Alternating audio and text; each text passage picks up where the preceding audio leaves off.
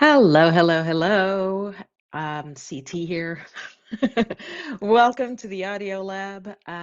Throughout this month of July, I'm running a little experiment. I know so many of you love to listen to your books, and since I'm getting ready to eventually record and publish the official audiobook for Brown Beyond Borders, Emerging into Golden Multidimensionality, I wanted to practice out loud with you first. So every single day this month, I'm pulling up a chair, I'm reading a few pages of my memoir right here.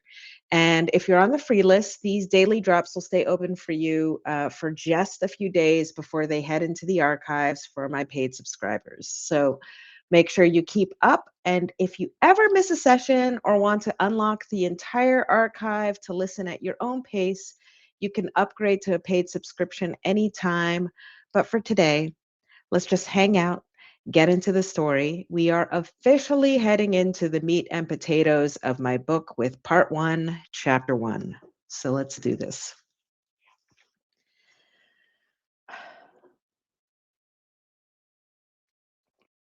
Part 1, Portrait of a U.S. educated immigrant brown woman.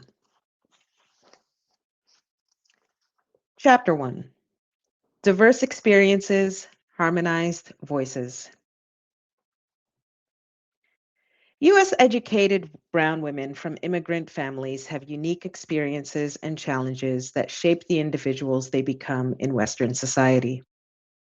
Factors like country of origin, cultural heritage, religious traditions, and socioeconomic backgrounds contribute to a range of experiences that in some contexts can make it difficult for this demographic to find their tribe of sisters. What exacerbates the immigrant experience for this demographic is America's past. While championing ideals of freedom and opportunity, the historical narrative of the United States has been intertwined with social, classist, gender, and religious hierarchies that complicate the immigrant experience, particularly for young women. Further disadvantaging this segment, particularly among Brown and Black women, is America's deeply entrenched system of racial inequality. The nation's historical legacy of slavery and segregation continues to cast a long shadow over the lives of young immigrant women of color in America.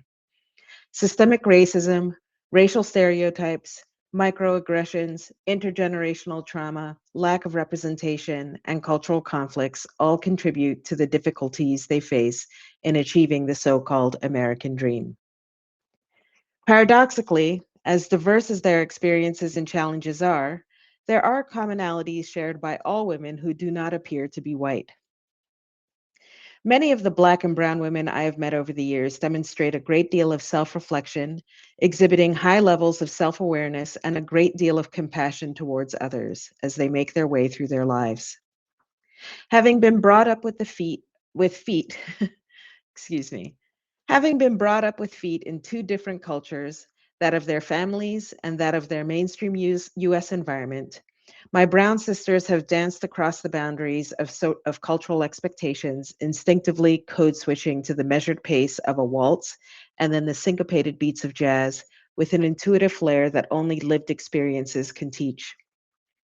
While some of them suffered trials in their youth, I have observed how many of my multi-ethnic biracial counterparts today are blazing trails, not only as pioneers in their own families, but also as leaders in their workplaces, embracing contrasts and forging unity. This chapter explores the complexities of identity formation, navigating cultural expectations, and the impact of intersectionality. Through personal narratives and insightful analysis, you will gain a deeper understanding of the diverse experiences within this demographic, the role of cultural norms and familial expectations in shaping identity, and the challenges and triumphs of being a trailblazer. By the end of this chapter, you'll have a clearer picture of the multifaceted portrait of the US educated woman of color from an immigrant family. And more importantly, you'll realize how this multidimensionality is the quality that unites women with their tribe of similarly unique and complex individuals. Be prepared to embark on a journey of self-discovery and empowerment.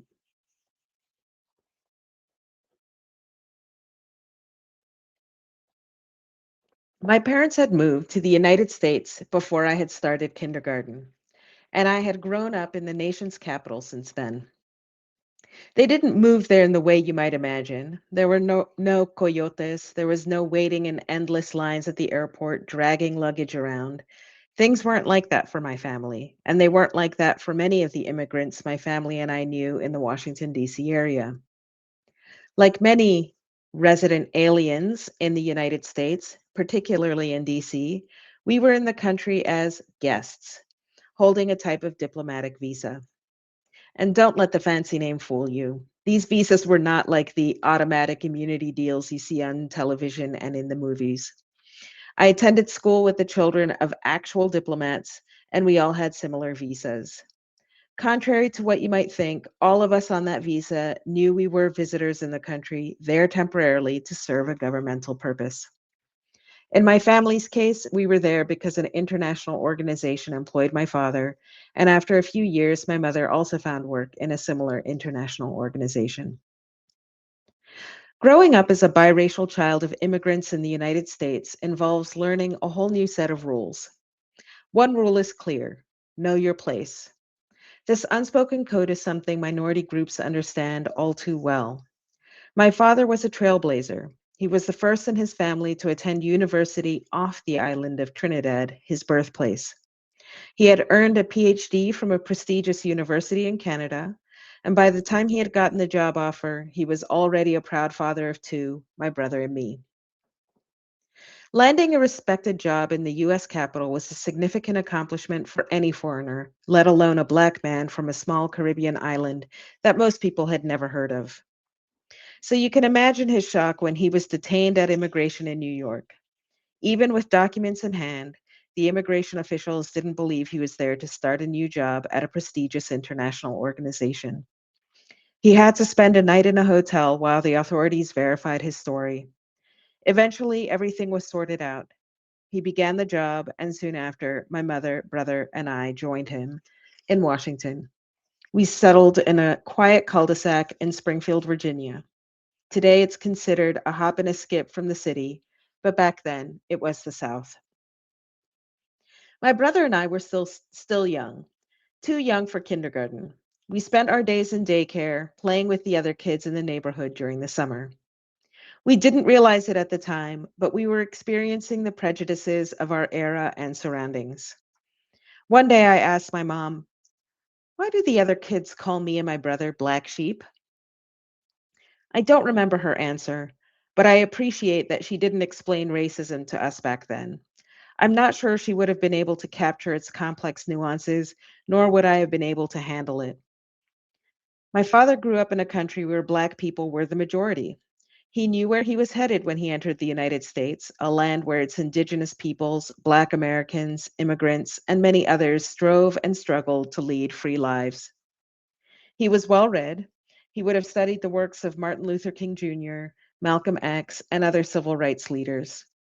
Years later, I learned that our family's ancestors fought for the British during the American Revolution, earning their freedom and eventually being sent as freedmen to settle in Trinidad.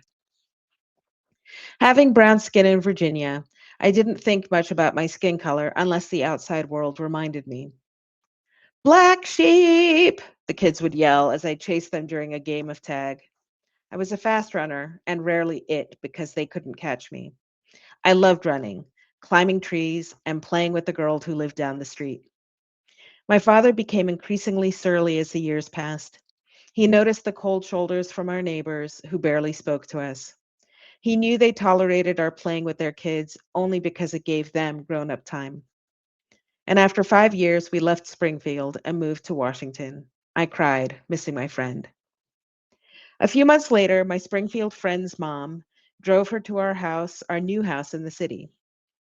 I brought my friend up to my room where I showed off my dollhouse and we started to play. My mom stood guard by the front door.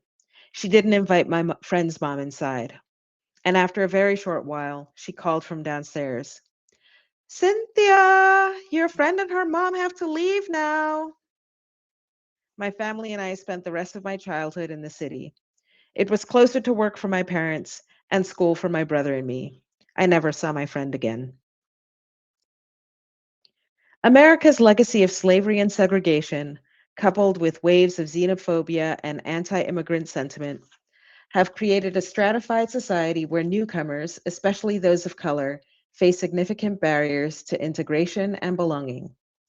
These historical injustices can manifest as microaggressions, stereotypes, and systemic biases that erode self esteem and hinder access to opportunities. Although these anecdotes reveal events from my past, they are not unique to me. They illustrate the childhood experiences of many brown immigrant children, and they highlight how young immigrant women face the intersecting challenges of systemic racism and gender inequality in the United States. The black sheep taunts and the neighbor's cold shoulders spotlight the racial prejudice experienced by children of color. This prejudice is compounded by gender discrimination for young girls who are often expected to conform to societal norms of femininity, making them even more vulnerable to discrimination. The white boys in the neighborhood loathed to be outrun by a girl who was not only younger than them, but also brown. Their parents had likely picked on them at the dinner table, who themselves resented being outperformed by the only black man on the block with a prestigious city job and a PhD. These stories reveal the impact of intergenerational trauma on immigrant families. My father's experience of being detained at immigration, despite his professional achievements, reflects the historical and ongoing struggles faced by Black immigrants in the United States. Now, some 40 years later, this story still upsets me. It illustrates how discrimination is so deeply woven into the fabric of America's land of opportunity narrative that many immigrants, including my father, will dismiss incidents of discrimination as one offs. Wrong place, wrong time, wrong immigration officer. That is where we're stopping for today. If you have a question about the book, the writing process, or anything we covered in today's segment, including the material of today's chapter, just drop it in the comments of this post, or you can send me an email at ct@ctluna.com. And I might just answer your question on a future episode. I'm really, really glad I'm getting to share this unedited process with you. Look out for the next pages in your inbox tomorrow morning. They won't be pages, they will be audio. And if you know someone who would connect with this part of the journey, please share this post with them while it's still open to the public. And if you want to support this audio experiment and my writing as I start drafting book 2, consider becoming a paid subscriber to unlock everything. Thank you so much for listening, and I will see you tomorrow.